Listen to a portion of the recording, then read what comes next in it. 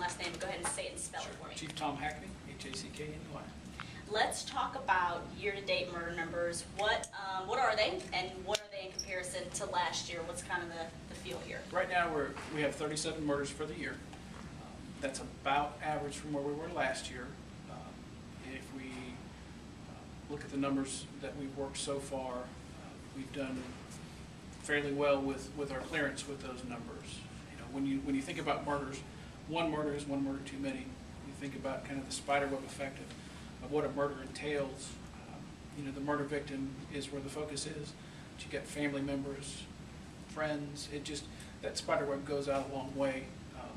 It's viewed by the public as obviously the most heinous of all crimes.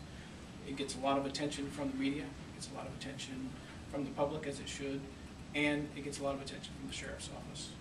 We take every one of those murders seriously, put a lot of investigative efforts into them, and that comes not only from our detectives working in, but from officers with boots on the ground, boots on the street, and it involves citizen involvement in that. We don't solve these by ourselves.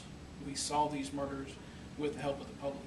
Every one of them has an aspect to it that there's been a member of the public that plays a role. Gotcha. And sometimes a lot of people get caught up in numbers and whatnot, but there obviously last year was a really big improvement. I mean, it was like, was it like the lowest in like 40 years or something like that? Last year's murder numbers were the lowest that we've had since they've actually recorded them for the Uniform Crime Report. So in 40 years, those are the lowest murder numbers that we've had. Gotcha. And let's talk a little bit more about the public. Like you said, I mean, this is a very, very large area. I mean, you guys can only do so much. You have to have some partnership and some cooperation from the everyday person. Yeah, it's not just us, not just the police who have a role in these crimes. It's the public. It's the public in the neighborhoods where these crimes occur. We depend on the members of the public who are in these neighborhoods to pick up the phone and call us. They talk to detectives when the detectives are on the scene. We rely on that, and they do.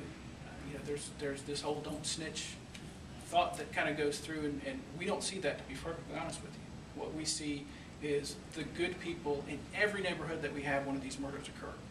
People talk about good neighborhoods and bad neighborhoods. Any of these murders happen in your neighborhood, you care about it. And we see the good folks that live in every one of those neighborhoods come out and talk to us. They call us on the phone. When they hear something, they let us know. And it's because of that involvement that we have that we're able to solve those. Our murder clearance rate, when you compare it to other like agencies, right now, as we stand right now in the end of May, we're at 82.14% clearance rate on our murders. And when you start going back and look at some of the other numbers that went back, the last recorded number that they had for the Uniform Crime Report nationwide was 56.7. Okay, we followed up last year at 83.1%. So significantly higher. Significantly higher. 30 some odd points, just about higher than what the national average is. And we attribute that. I'd love to be able to sit here and tell you that it's all good police work, but it's a partnership. It's a public partnership with us that helps us solve those murders. Last two quick points. It's often, I think, for me personally, kind of like overblown in the media as far as going back and forth with Miami-Dade County, as far as murder and capital of Florida and all that. Where kind of are we at now with that, and then comparable, I guess, to some other sizable cities? When you talk about that particular facet of things with the murder capital, you're talking about murder rates, and that has to do with populations. And it was a factor of last year because we had a decrease in population and also a decrease in murders. Well, Metro-Dade had an increase in population and an increase in murders, so that's going to have thrown them up. It throws it off statistically speaking, and that's when you start getting into statistics and where we are by 1/10 or 100th of a point above somebody else. I go back to the numbers. We care about the one number. Those numbers that we've had, the 37 murders that we've had this year so far. Again, I take it back to the personal aspect of that, to the families that are involved. There are 37 sets of families of mothers that lost kids, fathers that lost sons, kids without parents now because of this. When you start thinking about where a statistic is, That's the statistic that we care about, is those families of these murder victims. That's why the men and women that work in the homicide unit do what they do. They spend long hours, in many cases, time away from their family, working these cases. And it's because of that factor, it's because of that human factor, is that they do what they do. But I want to also kind of touch on some of the things that we do as an agency overall when we do these things. We talk about an approach. You talked about programs that we might have. You know, when we started seeing that spike in violent crime back in 2006, the Operation Safe Streets was kind of an approach that we took, and that's intelligence-led policing, having those boots on the street in the right neighborhoods, knocking on doors, engaging the public. We talked to over 77,000 people here in the city of Jacksonville during those times, still do. When we have one of these murders in a neighborhood, we'll put this Operation Safe Street component in that particular neighborhood. It generates leads. It gives that community a sense of well-being, that we do care, that we're interested in what's happening in that neighborhood. And that it's really the important component of that. But every one of these murders are critical, and the public plays an important role in each one of them. Every one of the news conferences I'll do, I say somebody knows something. Nobody goes out to do these murders typically and will keep it to themselves. They'll talk to somebody. Somebody will have seen something, and it's the one little piece that somebody will think, you know what? That's not important. But it's that one thing that could be the difference between us solving a case and not solving a case.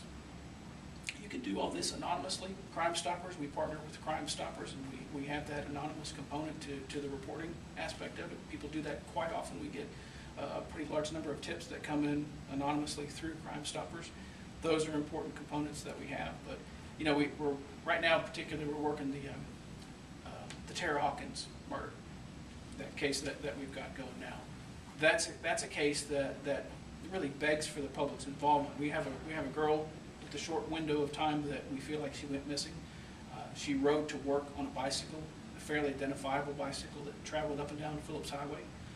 On the 1st of last year, or on the 1st of June of this year, she was on that bicycle. She was in that area of Phillips and Emerson and Phillips and University. We want somebody who may have seen her on that bicycle, who could have seen her traveling down the road, to call us. Again, it comes back to that aspect that somebody knows something, and the community needs to help us with those. And every little bit counts. Every little bit helps. Anything? We get two shot first. Anything else you'd like to add, or anything, ladies, is important? Okay. We'll be sure to spread that message there. That's so true, though. Yeah, sometimes people don't think, well, you know, It's that something one little connects piece. the dots, or I liken it to working a puzzle. Open a box of a puzzle, solve the whole thing that you think, and that one piece that you've got is the one piece that, like, oh, I got that piece, and the next piece falls into place and falls into place. And people don't necessarily realize that it's the one thing that they saw, that perhaps if they had seen Tara Hawkins on the Friday the 1st on her bike talking to somebody, that could be the piece, that could be the component that makes a difference with us, knowing what the next step for us to take is. And if they don't pick up the phone and call us, and they just kind of blow it off as it may not be important, that's the difference between what we do and what we don't do.